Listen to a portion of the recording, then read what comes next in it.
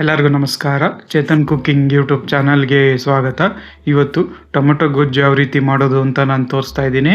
ಅನ್ನಕ್ಕೆ, ಚಪಾತಿಗೆ, ದೋಸೆಗೆ ಎಲ್ಲದಕ್ಕೂ ಸೂಪರ್ ಆಗಿರುತ್ತೆ. ಬನ್ನಿ ಅದು ಯಾವ ರೀತಿ ಮಾಡೋದು ಅಂತ ನೋಡೋಣ.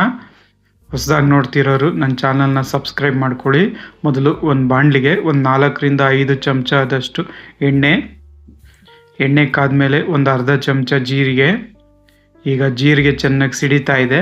ಈಗ ಜಜ್ಜಿರೋ ಅಂಥ ಬೆಳ್ಳುಳ್ಳಿನ ಹಾಕ್ಕೊಳ್ಳಿ. ಆಮೇಲೆ ಒಂದು 4ರಿಂದ 5 ಎಸಳು ಕರಿಬೇವು. ಈಗ ಬೆಳ್ಳುಳ್ಳಿ ಅರೋಮ ಬಿಡಬೇಕು, ಅಲ್ಲಿ ತನಕ ಫ್ರೈ ಮಾಡಿ ಆಯಿಲಲ್ಲಿ.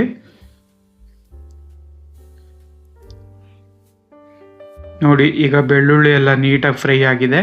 ಈಗ ಅದಕ್ಕೆ ಸಣ್ಣಗೆ ಹಚ್ಚಿರೋ ಅಂಥ ಟೊಮೆಟೊನ ಹಾಕಿ,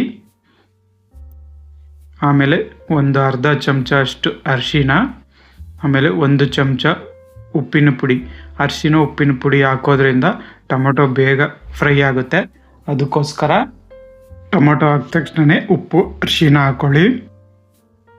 ಈಗ ಇದು ನೋಡಿ, ಟೊಮೊಟೊ ಎಲ್ಲ ನೀಟಾಗಿ ಮೆತ್ತಗಾಗಿದೆ. ಇನ್ನು ಇದು ಪೂರ ಮೆತ್ತಗಾಗಬೇಕು, ಆವಾಗಲೇ ಟೊಮೊಟೊ ಗೊಜ್ಜು ಚೆನ್ನಾಗಿರೋದು. ನೋಡಿ, ಆಮೇಲೆ 1 ಚಮಚ ಧನಿಯಾ ಪೌಡರ್, ಆಮೇಲೆ 1 ಚಮಚ ಗರಂ ಮಸಾಲೆ, ಆಮೇಲೆ ಒಂದು ಅರ್ಧ ಚಮಚದಷ್ಟು ಖಾರದ ಪುಡಿ. ಈಗ ಇದನ್ನು ಮಸಾಲೆ ಜೊತೆ ನೀಟಾಗಿ ಮಿಕ್ಸ್ ಆಗಲಿ.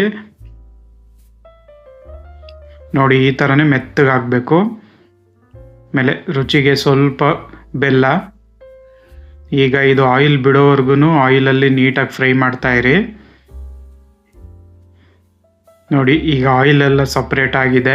ಈ ಥರ ಆಯಿಲ್ ಬಿಡೋವರೆಗೂ ನೀವು ಫ್ರೈ ಮಾಡಬೇಕು. ಆವಾಗಲೇ ನಿಮಗೆ 2 ದಿನ ಇಟ್ಟರು ಇದು ಟೊಮೆಟೊ ಗೊಜ್ಜು ಏನೂ ಆಗೋದಿಲ್ಲ. ನೋಡಿ, ಈಗ ರೆಡಿಯಾಗಿದೆ. ಚಪಾತಿ ಜೊತೆಗೆ ಟೊಮೆಟೊ ಗೊಜ್ಜು ರೆಡಿಯಾಗಿದೆ. ಅನ್ನಕ್ಕೆ, ದೋಸೆಗೂ ಸೂಪರಾಗಿರುತ್ತೆ. ಒಂದ್ಸರಿ ಟ್ರೈ ಮಾಡಿ. ಹಾಗೆ ಹೊಸದಾಗಿ ನೋಡ್ತಿರೋರು ನನ್ನ ಚಾನಲ್ನ ಸಬ್ಸ್ಕ್ರೈಬ್ ಮಾಡ್ಕೊಳ್ಳಿ. ಇದೇ ಥರ ತುಂಬ ಅಡುಗೆ ಇದೆ ಚಾನಲಲ್ಲಿ. ಒಂದ್ಸಲಿ ವಿಸಿಟ್ ಮಾಡಿ ನೋಡಿ. Thank you.